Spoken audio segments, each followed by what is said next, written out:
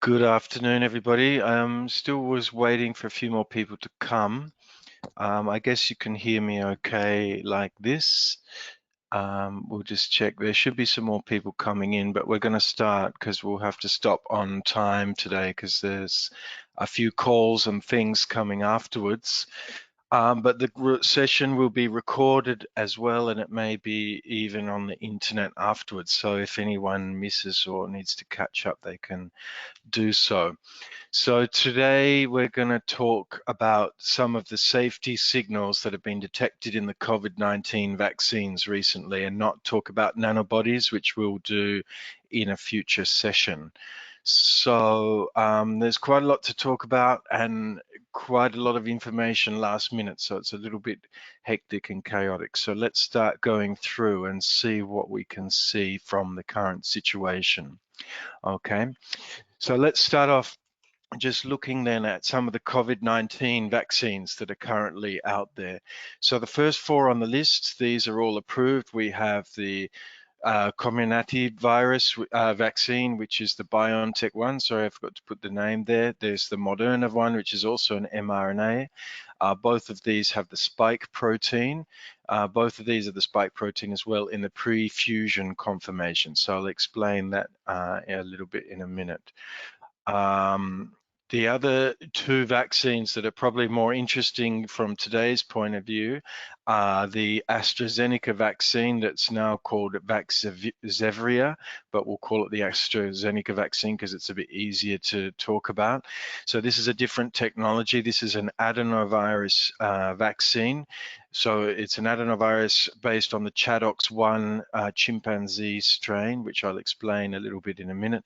And it also expresses the same, the spike protein, and it has a tissue plasminogen activated TPA leader sequence. I'll explain a bit more of these things in a few minutes as we go through.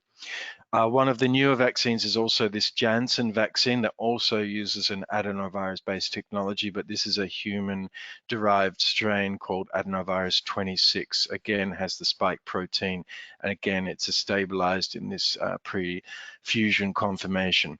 There's also the Sputnik 5 Russian vaccine, which is a heterologous approach. For those who are not so familiar with the vaccine strategy, I'll explain this a little bit in very, very basic detail in a minute, but this is two different adenoviruses, 26, which is the same as Janssen, and adenovirus 5, which is one of the most common. There's also a Chinese vaccine called Convidecia, which is in development. It's not approved either like the Russian one, at least in the European Union or the USA. And this is also Ad5 based technology. You may have also heard of the Sinopharm Chinese COVID vaccines, but these are completely different technologies. These are actually based on inactivated forms of SARS-CoV-2. And there was some reports this week even that these were having a bit less efficacy than people wanted, but we're not going to talk about them. We're really focusing on these two today with a little bit of reference to the first two. Okay, let's see if this will work. Okay, so just going then a little bit to the vaccine design, and back to our friend SARS-CoV-2. So if you remember the virus, it has a structure more or less like this. You've seen tons of pictures of it now. The key that we're talking about today, or one of the key things we'll talk about, is this spike protein that has it's a trimer, it has two parts, S1 and S2. So this protein, it mediates attachment to this receptor, which is on many cells in the human body, called angiotensin converting enzyme 2, or ACE2. This allows the virus to attach to the cells by the spike protein.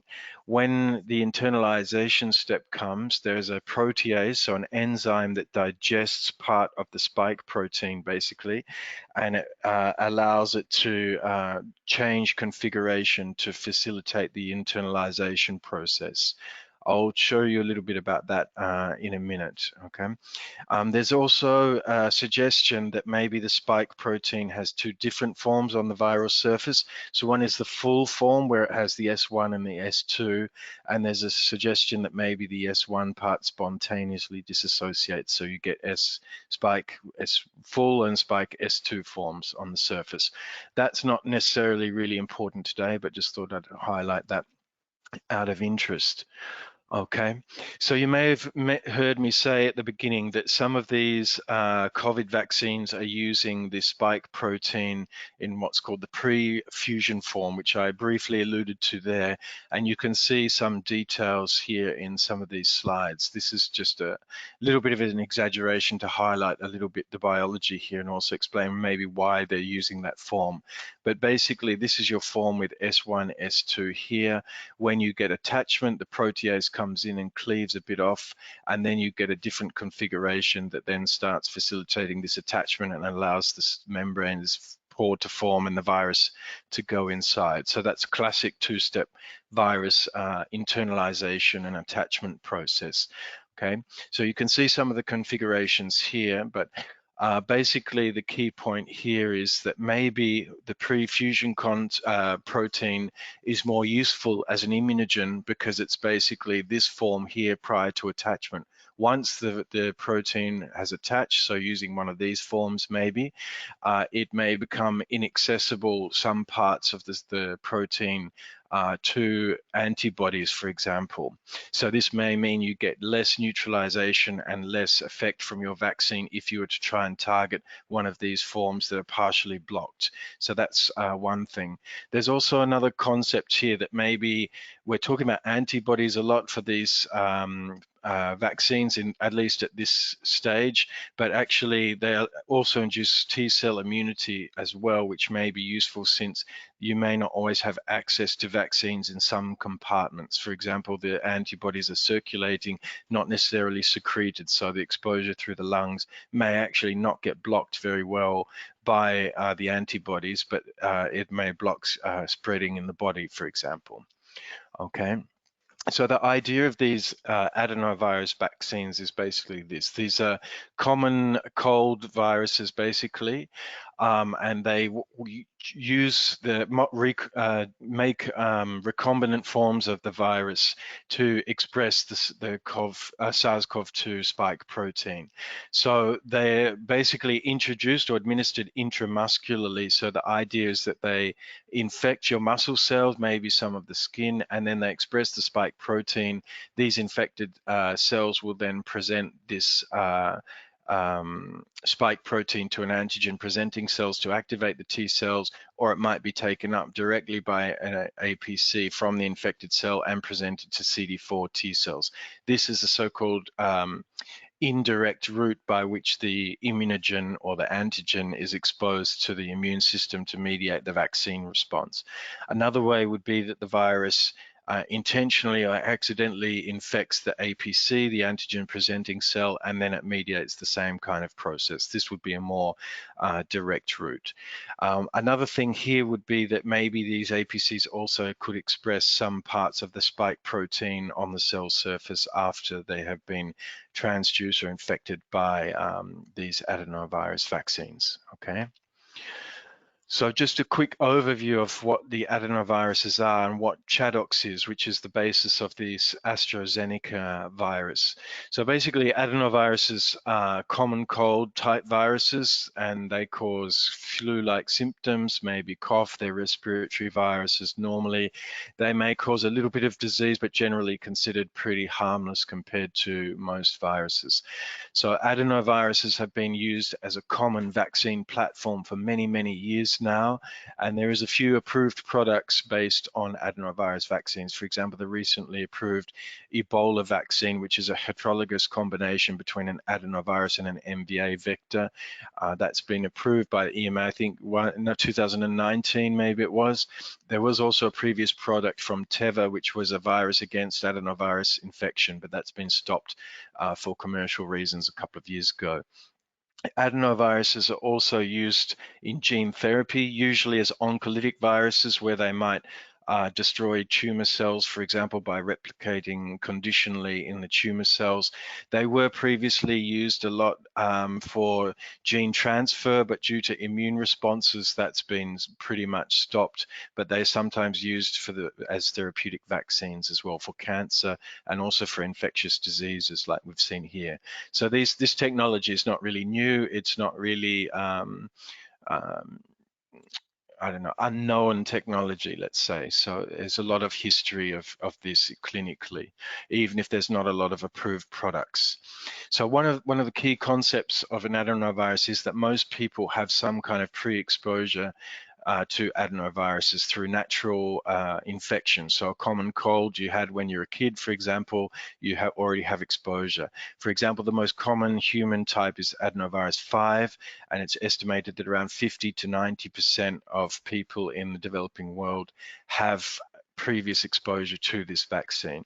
So what that means is that if you were to get this as a vaccine, you might have a more exaggerated immune response to the vector based on your pre-existing immunity. So therefore, these companies inventing vaccines, they're trying to find different types of adenovirus strains or serotypes that can be used where there's no pre-existing immunity in the population that's the target of the vaccine. So that's why Chaddox strain was developed by Jenner Institute at Oxford University, because basically it's from chimpanzee and there should be no previous exposure in humans who haven't been in extensive contact with chimpanzees, except for some cross-reactivity that you might get with these existing strains. So the Chaddox strain is from a serotype called Y25. It's been made recombinant by deleting certain genes and so on to make it a little bit less pathogenic, less replicative, etc. And it replaced the genome with a part of the genome with the spike protein and the expression cassette. So as mentioned, the other vaccines use different types of adenovirus strain, but basically the concept is the same. This is an uncommon strain, for example, in humans. The Sputnik 5 does use the common adenovirus 5, which is not exactly clear why. So this is just a quick primer as well for those who are not so familiar with vaccine strategies. So this is the three main types of strategy you might want to do. The ideal strategy is a one-shot where you just give one shot of a vaccine and it works. Some of the vaccines at the moment for COVID seem to have a pretty good response after one administration, but there's not enough data to say whether that's better or worse long-term than a prime boost strategy, which is more common. So then there's two main prime boost strategies. One is a homologous regimen where you have the same vaccine administered twice with a gap in between, usually 21 days. It might be more, it might be less sometimes, but it's the same vaccine, same immunogen, and it's just designed to boost the response. So this has the advantages that you only need to make one vector and you might get a bigger response. The heterologous approach, which is what is used by the Sputnik 5 vaccine, this is where you have two different vaccines or vectors usually, but the same immunogen. So for example, in the case of Sputnik 5, you might have adenovirus 26 and then adenovirus 5, but expressing the same immunogen sequence. So the idea of doing this approach is that you get a better immune response to the vaccine. So this is not only in strength, so the intensity of the response, but the breadth of the response, meaning the number of antigens that become immunogenic or the number of cell or effectors that are stimulated to respond to the vaccine. But obviously here the disadvantage is you need two different vaccine components, which doubles your manufacturing cost. Okay. So here's a quick summary then of the two main vaccines that we're interested in today. On the left, we have AstraZeneca. On the right, we have the Janssen vaccine. So this is just the only maps I can find of what they have inside. This is basically just a close-up of the expression cassette for the AstraZeneca spike protein. So you have a promoter, which is a CMV promoter here, which is a strong ubiquitous promoter that expresses in all cell types in principle. An intron for processing. You have this TPA leader sequence that we'll refer to a little bit later than the spike protein, and some poly-A signal. Here we're not sure of the full expression cassette, but you can imagine this being inserted here in the Chaddox genome, whereas this is the Adeno 26 genome. But in principle, this is the same as this for all intents and purposes, except for the absence of this TPA leader sequence here, okay? So I'm going to go through now some of the safety signal and the precedent or antecedents of this situation. I'll go through as quickly as possible. This is clearly a moving target with information coming through all the time, including 5 minutes before the talk. I've been trying to look at stuff to see if there's anything new to add. But basically, the main story started at the 7th of March when the Austrian National Competent Authority, they suspended a batch of the AstraZeneca vaccine after a person had thrombosis and died and was hospitalized.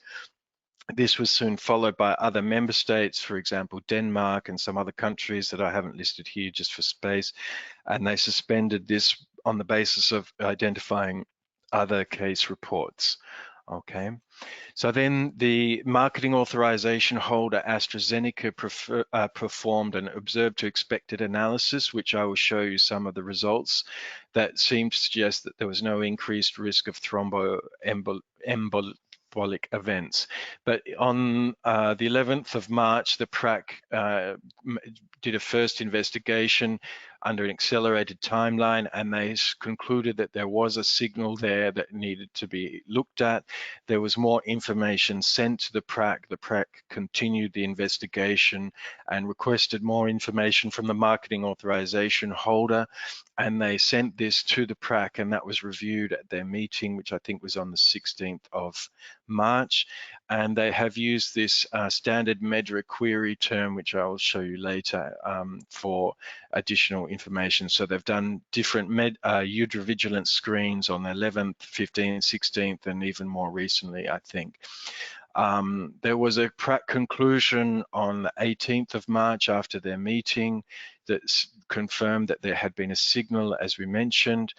And therefore the signal, there was a slight change then in TAC to look at different types of signals. So the main signal they were really looking for were cases of cerebral venous sinus thrombosis, CVST, with thrombocytopenia, which I'll explain later, which is basically just a platelet drop, and also disseminated intravascular coagulation. I will explain these medically a little bit later as well.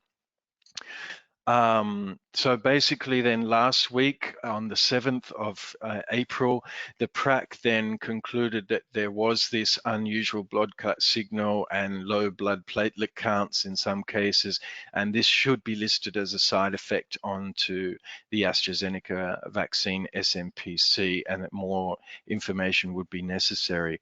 As of 2 days ago, there was also an announcement that the PRAC is investigating these events in relation to the Janssen vaccine, and John just sent me something before that FDA has also done the same as of today. So that's what I mean. It's a moving target with more information coming through. So the main focus is on AstraZeneca, but quite clearly you should already be thinking now that this is not restricted to that vaccine. Okay, so I'll try and go through some of the data. Some of this may be a little bit confusing because there's different similar things done on different days with slightly different numbers. So I've tried to be as clear as possible, but maybe I've made a mistake somewhere, so apologies in advance. Okay, so when the PRAC had their meeting on the 16th of March, they estimated that so far there had been around 20 million doses of the AstraZeneca vaccine that had been administered, with about 7 million in the EU, though it seems like 0 sometimes, and 10 million doses in the UK. They did a first eudravigilance search, as I mentioned, on the 11th of March using the SMQ. So if anyone is not familiar with these terms, I think Marta Morales is the best to answer, but this is kind of a sort of composite term that includes different preferred terms in the MedDRA system so that you can more easily look up different cases that might have linked terms, basically. In this time, they had 269 cases. Most of them were from the UK at this stage because the UK was far more advanced in the vaccine than us. There was some terms that were not identified, and some cases were excluded because there wasn't enough information. But of all these 269 cases, what they found was that the majority, 60%, were in female patients, The median age here was 70 years, and of these 45 were fatal. The time to onset here is about 0 to 16 days. This kind of number will come a little bit important later when looking at the hypothesis, and therefore the PRAC confirmed that there was a signal of embolic and thrombotic events as a result of administration of the vaccine. Okay. So as I mentioned, one of the next steps then was that marketing authorization holder, AstraZeneca, then provided some information to the PRAC. I've summarized two of the main tables here and some of the data here.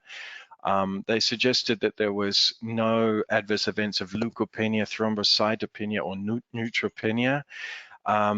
They had a slightly higher frequency of platelet decrease after the second dose for some patients, but this was also seen in the placebo group, so wasn't considered important. Platelets will come up again a little bit later as part of the mechanism, so that's why that's highlighted here.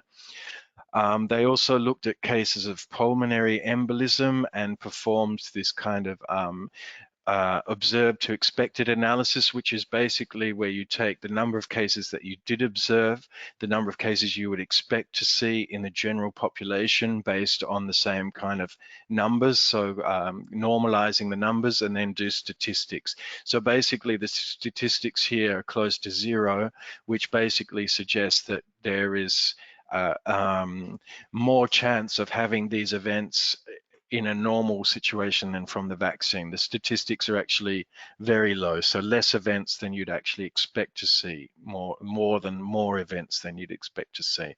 They did the same for deep vein thrombosis as well. And here you can see some of the more specific data here, very few cases overall. Yeah, but they did notice that there was some signal disproportionality for some of the rare events. So some of these conditions, the DIC and CVST, that I will explain a little bit more later on. Okay. So then there was a further evaluation by the PRAC using the vigilance data. In this case, the data lock point was a little bit later. So you can see the first time point, which I showed here. Where was it? Here was the data lock point was 11th of March with about 269 cases. So even in the 5 days subsequently, or doing the search differently, they managed to find more cases, including some duplicates. So in this case, there were 469 cases reported. 436 were serious, which is quite a high number relatively, and there were 59 fatalities. Okay, so the reports confirm the previous observation that most were in female vaccinees, so about 60%, 2/3, and the median age was about 60 years. Okay, and in many of the cases, they had thrombocytopenia, which was reported as a reaction, and they also had some cases of this DIC that was also reported in several of the cases. Okay. I won't go through all of the details here just for time, but you have some of the summary of the information, so you don't need to read the full report if you don't want to. Okay, they also identified some 18 cases of CVST. Again, all of these were in women, so that's kind of important. They also found 8 additional cases after the data lock point when they did an additional analysis for the final meeting and report. There was also a couple of cases of mesenteric vein thrombosis that I won't talk about necessarily here. Okay. So then they reviewed, the PRAC then reviewed these cases, especially the DIC cases and the CVST cases. And what they found was that there appears to be a chronological pattern. So the first reaction to the vaccine is normal, but there is usually a reaction in the patient to the vaccine in the first couple of days. So this is pyrexia, headache, and the usual symptoms. So this does not mean you're going to get CVST if you happen to have this vaccine and you happen to get a headache. It's very normal to have this after any kind of vaccine, because you should be inducing an immune response, and therefore you should maybe have these kind of reactions. So as normal, this should last a couple of days, but in these patients, they found this lasted a couple of days. There might have been a normal interval, but then between 6 and 12 days after vaccination, there was a clinical deterioration. And as I mentioned before, this kind of correlates to some other things that have been seen as well. After that, the clinical evolution is rapid, and as we've seen, it can be fatal in about 13% of cases. So when they looked at these more rare events, they found that they were associated with young adults rather than older people. So even though the median age for these kind of adverse events was older, this also includes things like heart attacks and things like that that were expected, let's say, for older people, or might be just part of the background and weren't considered rare or necessarily unusual events, let's say, associated with this, although they have been looked at as well. They did see that there was thrombocytopenia in most of these cases as well, so that's an additional thing to observe. Again, I'll explain these in a minute, so if you're still not sure what these are, I will explain what it is in a minute, okay? And there was some suggestions that there was some different signs and symptoms here that might suggest that these were not the same as classical ischemic stroke symptoms and presentations, for example. However, so far they have not identified any clear risk factors or prodromes. Prodrome is basically a sign or symptom of a condition that appears before the main pathology really starts. So there's no real clear identifying sign that you can use at this stage. They did suggest as well that a heparin-induced thrombocytopenia-like syndrome could be one of the hypotheses for the cause of these symptoms, where you get thrombocytopenia, so low platelets and the thrombotic events, and also bleeding. Okay. So based on the current data that was included in the dossier, these were the following main hypotheses for why there might be a signal related to the administration of these vaccines. The first one was this, which I mentioned already, which is heparin-induced thrombocytopenia, HIT-like syndrome. I'll explain the mechanism of this in a minute. So as I said, this could be a cause of those symptoms. However, although it is very similar, including the time of onset and platelets being the target, there are some differences with the classic form of this.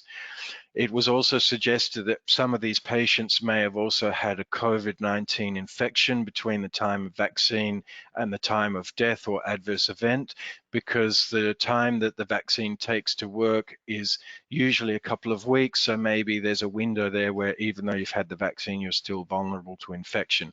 And indeed, they've seen this behaviorally where people have a vaccine and they think they can go out and party the next day when in fact they're not actually protected yet.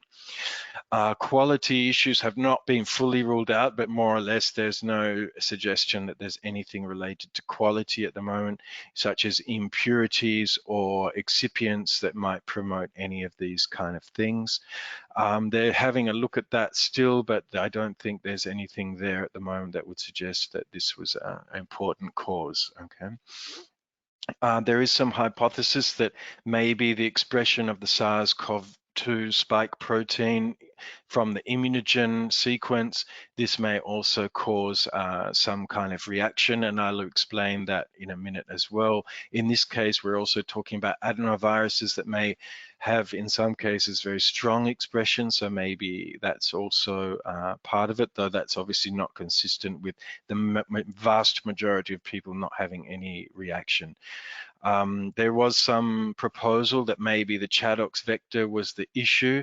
This was before the Janssen stuff has come out in the subsequent days, even though there was some suggestion already in the Janssen review that this events might have also been occurring as well. It's known, for example, that adenoviruses can cause this kind of thrombosis in some cases, so that may be a mechanism there. In this case, it's worth highlighting that there has been at least one death from a gene therapy trial with an adenovirus about 25 years ago now, which was the Jesse Gelsinger case, but that again is an extremely high dose systemic adenovirus administration, so it's not really comparable to this at all.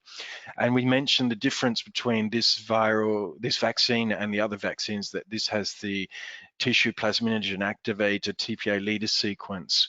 So this sequence is usually added to immunogenic proteins or sometimes transgenes maybe to increase targeting to the endoplasmic reticulum for secretion, and this increases the immunogenicity of the vaccine. So normally this sequence is cleaved or cut off from the protein and the TPA is retained in the cell, but they do not think this is the sequence causing these events at the moment, okay? So now we're going to just go through some of these hypotheses in a different way and just try and explain what the medical conditions are that are resulting from the vaccine and what might be causing them and how they might be related to the vaccine and what we can maybe do about it. So before we go down that path, we need to do a little bit of basic biology though and just review the old classic coagulation cascade. So this should be pretty familiar to everybody, but just in case you haven't got it in your brain, I thought I'd remind you. So there's really two pathways, the extrinsic and intrinsic pathway that converge on the common pathway around factor 10, okay? So when you think about blood and you're bleeding, basically you are in a constant balance all the time. You have pro-coagulant factors that are ready to make a clot anytime there's a wound or something that needs to be fixed, and there's also the anticoagulant factors that stop that from happening in your bloodstream, basically, so that you don't end up with blood clots. So the two extremes when you have an imbalance of this is on one side thrombosis or blood clots, which is what we're talking about today, and the other side might be excessive bleeding, which is classic hemophilia, basically. So these coagulation pathways are mediated by two types of effectors, basically, just to simplify. The main one, well, one of the main ones is the platelets, which are here, these green ovals here. So platelets in the blood, these are anucleate cells, so they don't have a nucleus. And they're derived from these other cells called megakaryocytes that you can also see sometimes in COVID infections as well. Platelets normally have a big role in thrombosis and bleeding because they form what's called this hemostatic plug. So they basically start forming around sites of lesions, for example, and it may act as a scaffold for all of these other factors that basically start accumulating on top, okay? So when we talk about the other factors, these are sometimes called zymogens because they are usually activated in vivo to do their work, and that's what actually causes the classical cascade. So it's literally one thing proliferating another and expanding on each step. So you can see here all these factors are involved in the coagulation. This is, for example, factor 12, which starts the intrinsic activation pathway with some of these factors here. When it's activated, it's called factor 12A, and then it activates itself 11, etc., to make the chain down. The extrinsic pathway here, it starts with tissue factor, which then activates factor 7 and then factor 10, etc., to cause the final clot.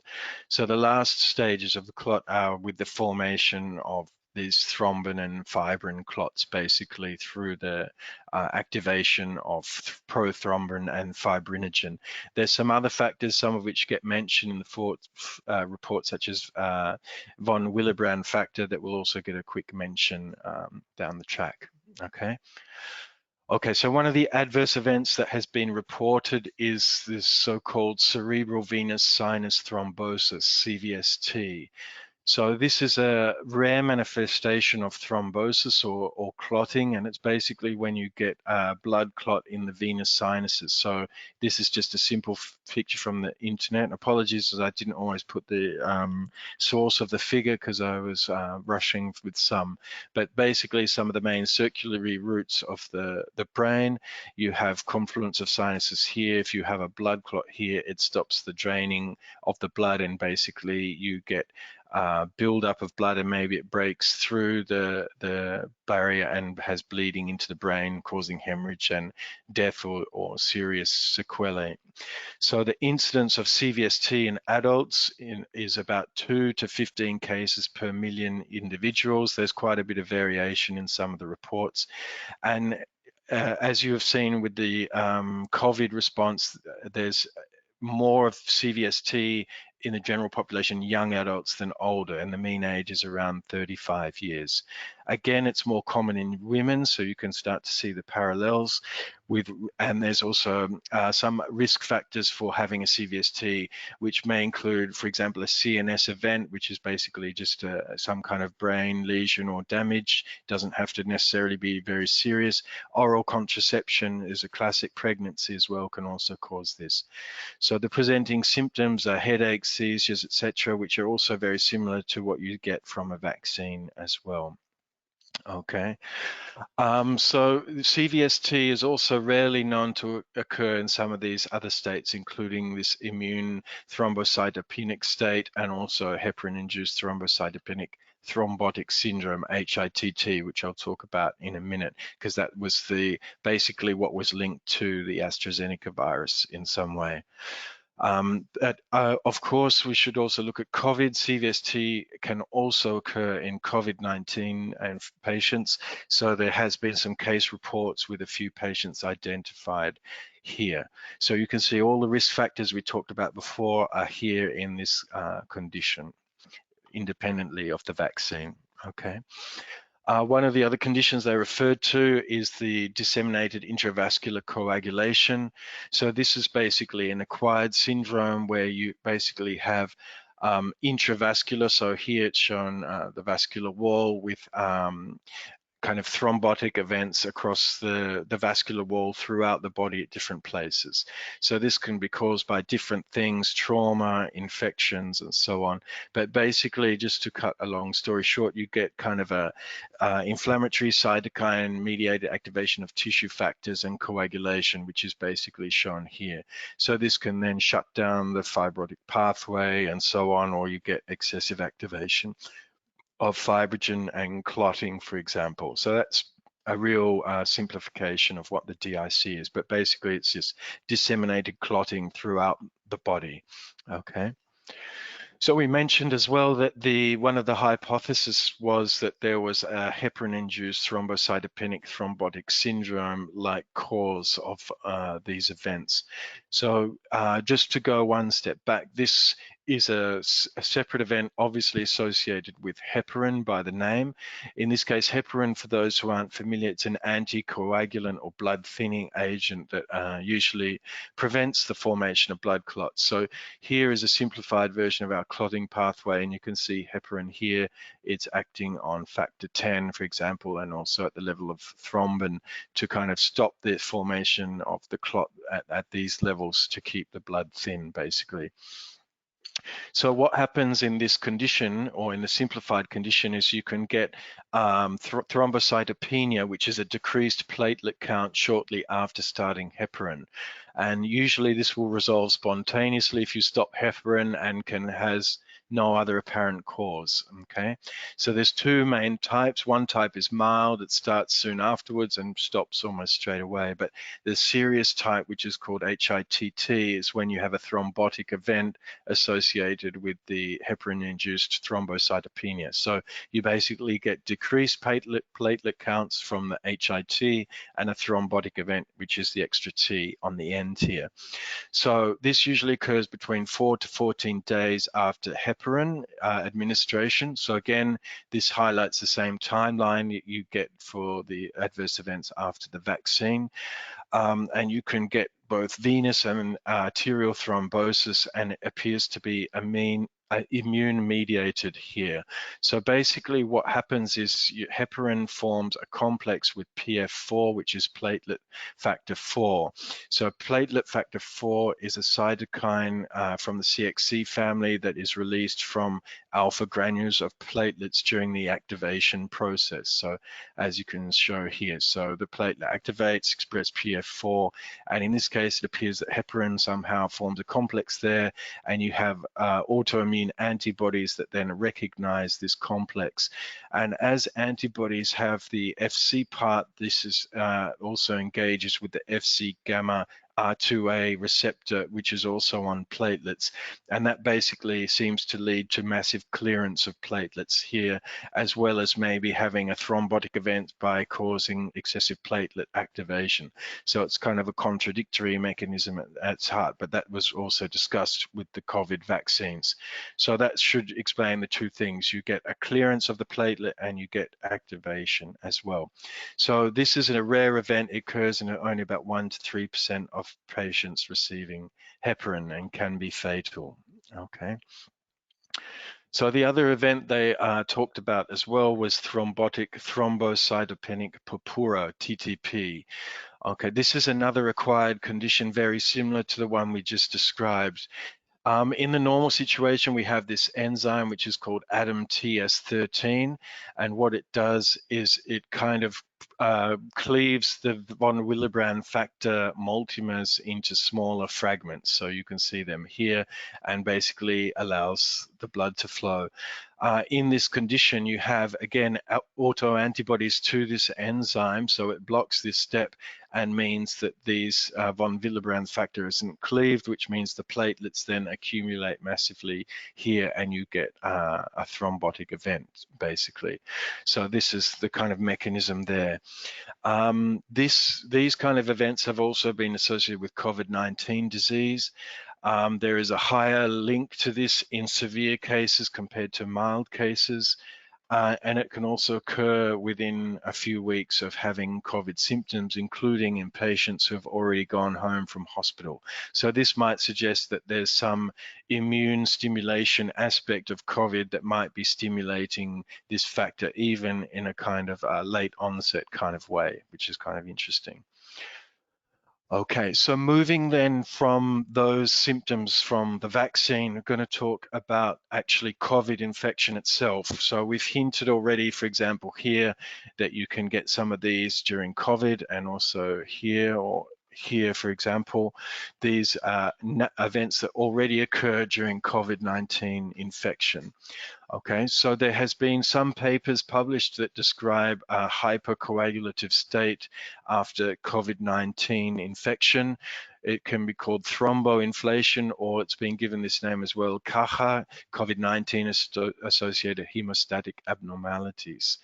Okay, so these can be caused, or the consequences of these can be caused by cell and tissue damage, including invasion of SARS-CoV-2 into tissues.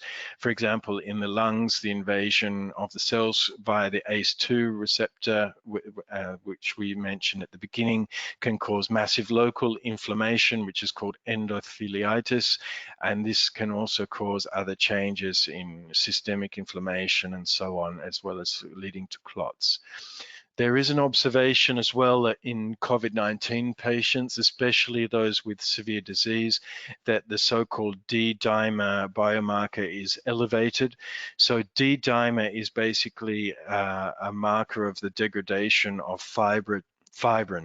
So when it's high, it signals the breakdown of fibrin polymers by plasmin and may correlate with thrombotic events. So the more D-dimer you have, the more fibrin is broken down, which means the more clotting you had in different places, okay? So therefore, so this is repeated here, I'm not quite sure why, but yeah, basically with COVID, you can get coagulation disorders, and I'll try and explain them a little bit now. So basically, as we mentioned before, you have the ACE2 receptor. This is where the virus is taken up. This is expressed in cells such as periocytes and endothelial cells in the lung, and you can get infection of the lung. So in some cases, for example, such as me with hypertension, you can have changes in your ACE2 ratio. So you may have more susceptibility to COVID SARS-2 infection, and this may also explain why there's more severity in these patients as well. So what you can also get then is endotheliitis, which is the inflammation around the endothelium. For example, you can see, well, it's not really a good model here. Maybe here's a little bit better in more detail, but you basically can get local damage to the endothelium, a fluid uptake. In this case, for example, COVID will infect the lung, including macrophages, which would be releasing pro-inflammatory cytokines, which would cause a local cytokine storm, which is also known as macrophage activation syndrome. This can then stimulate clot formation within the lungs, and then, as we mentioned before, the similar mechanism by which we referred to the brain injury, where you might have blockage, build-up of pressure, damage of structural parts, and you can get fluid coming into the lungs, and, for example, pneumonia and other sorts of things, and embolism. So looking at COVID-19 in general, there is a high incidence of embolism and thrombotic events. 25% of cases with pulmonary embolism, for example. There's a lot of cases of deep vein thrombosis, and including heart attacks and stroke, which are related. Okay. So basically here you have kind of just a kind of model for that, where you have maybe the disseminated form is kind of representative here with blood vessels throughout the body. You might have local damage, accumulation of the platelets, and the mechanisms, for example, based on excessive immune stimulation and the excessive stimulation of some fibrotic events. Okay, I will talk a little bit about some of these things further in the next couple of slides as well. Okay. So what they've also seen is that patients with mild to moderate COVID symptoms, they may have normal or increased platelet counts, which is against the run of play for the mechanism of those thrombotic events from the vaccine. But it is true that critically ill patients have a very big decrease in platelet counts normally, and usually they have DIC as well, as we mentioned, including up to 75% of people who die from COVID. So that's quite high, suggesting this may be a possible cause of death as well, or contributing significantly to the pathology. Okay. So there's three mechanisms at the end by which they hypothesize that you might get reduced platelet production, reduced platelets in severe COVID patients. One might be that the platelets themselves are not produced at the same level, so you get suppression in the bone marrow, maybe from the cytokine storm. You can also get direct infection of hematopoietic progenitors and so on in the bone stromal cells and bone stromal cells as well. You might also have direct destruction of the platelets. We mentioned them before, that they can start off the fibrotic process by forming the scaffold. So you might have increased autoantibodies and immune complexes. That is exactly the same mechanism or similar mechanism we mentioned for the HITT, where you get autoantibodies that then mediate the clearance of the platelets, and also activation of the platelets at the same time, causing clot-like symptoms.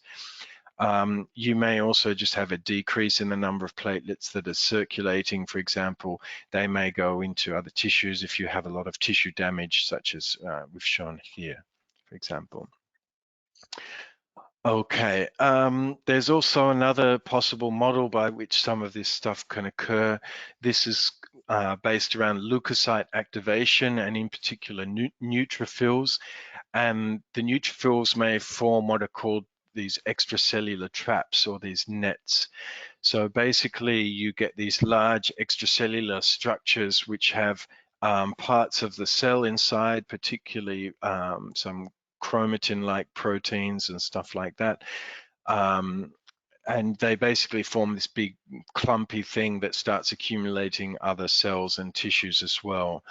The formation of these nets and the release of some of the molecules here, for example, the innate immune system molecules, such as the damage-associated molecular patterns, and are recognized by toll-like receptors and so on, and may also cause accumulation of some kind of material and thrombotic like material. So this whole process has been shown to occur in other conditions as well, including other viral infections, and is called netosis, as it's a neutrophilic extracellular trap mediated thrombosis basically. And this can be microvascular and macrovascular, which are both things that occur in COVID as well. Okay.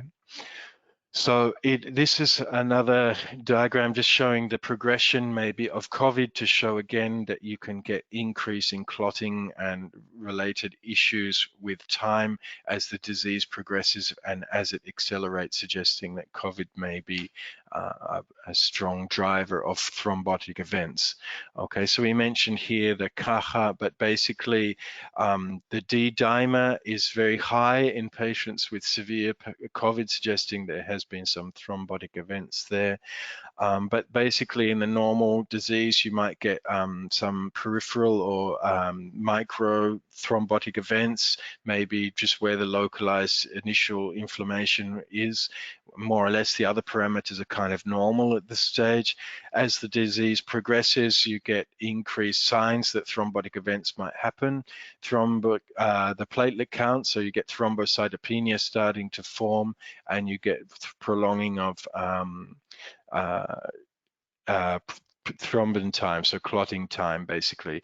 Then in the severe critically ill patients, you get venous thromboembolism events, pulmonary thrombosis as well, and you have all the complete alteration of the coagulation events in these patients as well. Okay. So maybe before going to this slide, one of the reasons to go through all this is basically to say there's not really a clear hypothesis yet for what is going on here, but we've seen that they've put all these arguments before. I think it's worth going back to this slide here. So basically, if you think this was all prepared when AstraZeneca was the bad guy, but now Janssen has come along and also seems to have similar events. So let's go through it quickly then. Quality issues, okay, maybe the two viruses have the same kind of impurity, but that's probably not going to be likely. COVID-19 co-infection has been ruled out in most cases because you have testing, but that's not always the case, but it's probably not going to be this. It may not be the vector, the Chaddox strain, particularly because Janssen uses another strain and has the same thing. Janssen also does not have the tissue plasminogen activator leader sequence. So basically, we can eliminate probably this quality, well, let's call it a maybe for now, and COVID-19 infection. So basically that leaves us with two kind of theories at the end. This heparin-induced thrombocytopenia-like syndrome, and maybe something to do with the spike protein. So if you then take all of this together, we've already mentioned, for example, this event where you get these kind of immune reactions, removing platelets and so on, time of onset, the characteristics of the condition are very similar to what you get with the patient-associated events here, for example, more females, younger patients, and so on. And also, when we're talking about COVID here, we should be clear that this is multi-protein, multifactorial, but we still have in our vaccines this spike protein. So it's possible that just having a very strong expression of spike protein in some patients is able to trigger some similar events that are occurring in these older patients as well. So the jury is still out. There's no clear evidence there about what is causing this, but there seems to be a few emerging hypotheses for what it could be. Okay. And sorry, just to go back, the spike protein is obviously clearly in the Moderna and the BioNTech vaccines as well. So whether it was the pre-fusion state of this vaccine is not clear, but it may also be doubtful because Janssen seems to have the same issue and has different spike protein. So that brings us to then back again to this slide, which is basically a comparative slide to show what the relative frequency of these adverse events are between the different vaccines. So you can see here the 4 main vaccines. Janssen isn't here because it's too new and probably wasn't interesting when this was done only a week or so ago. But basically you can see that AstraZeneca isn't alone. Some of these events are also seen with the other vaccines. Whether they're sufficiently high or not enough relative to AstraZeneca to warrant further investigation, we'll see what the regulatory agencies do. The other vaccines may have more exposure by now as well, which means these numbers may be more realistic, let's say, because they have a bigger sample size. But anyway, this is normalized to the number of incidents per million. So here we're talking about between 4 and 7 cases per million people. Okay. So basically then, to conclude, there's no sufficient evidence at this stage to say that there is any real increased risk of embolic and thrombolytic events associated with the vaccine. These are still occurring at background levels. You can still have a stroke tomorrow just walking down the street if you have risk factors or genetic predisposition, basically.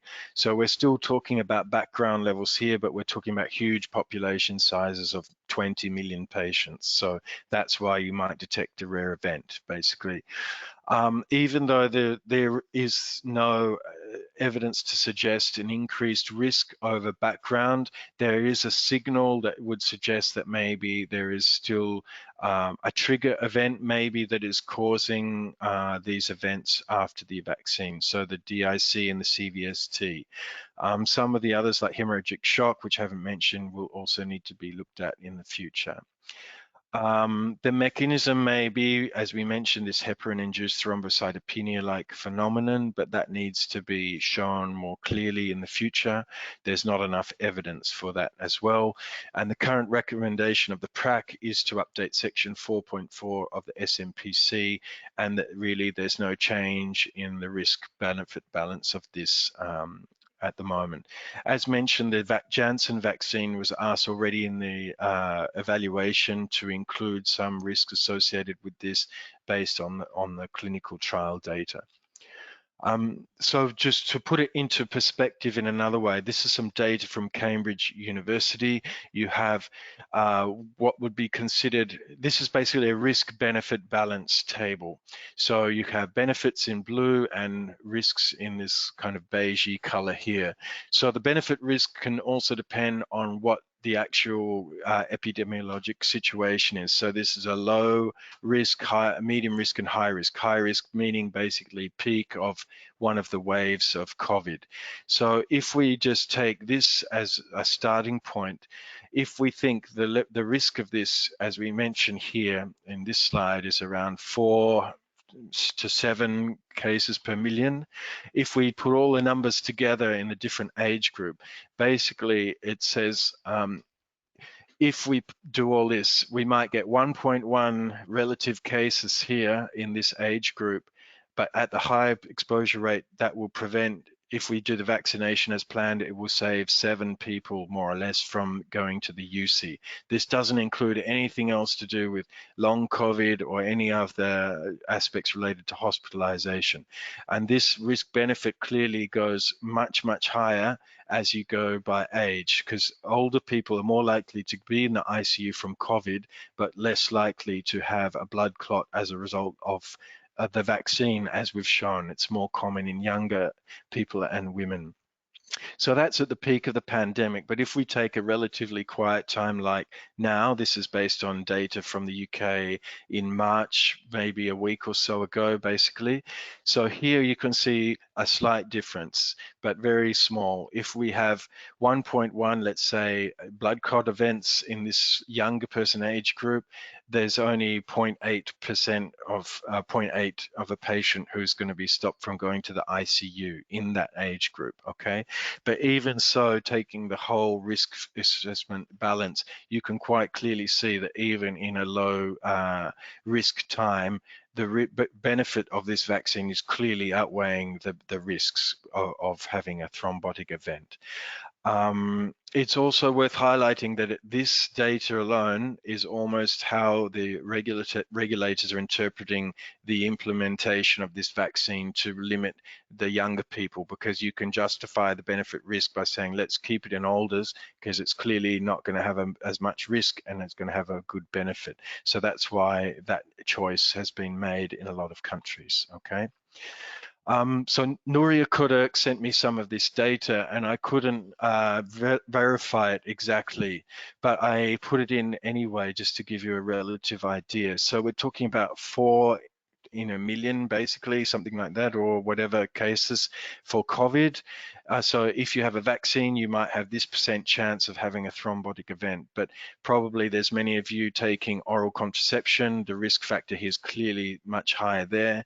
Some of you smokers will also have a higher risk as well. And clearly we've already discussed that the risk of COVID alone giving you a thrombotic event is way, way higher than getting it from the vaccine. So if you have the choice, I'd go for the vaccine rather than for COVID, just in case.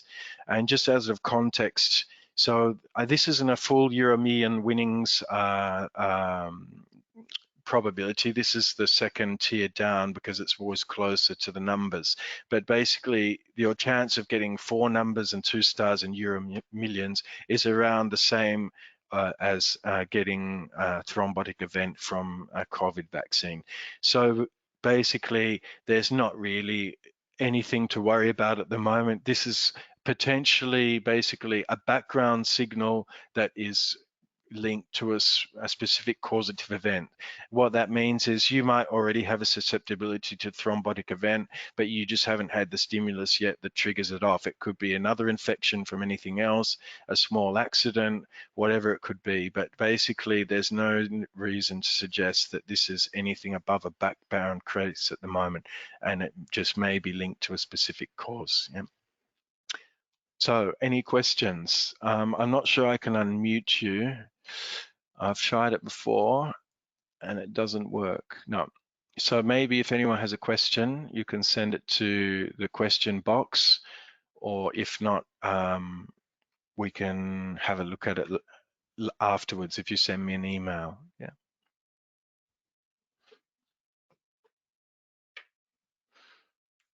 No questions? Excellent.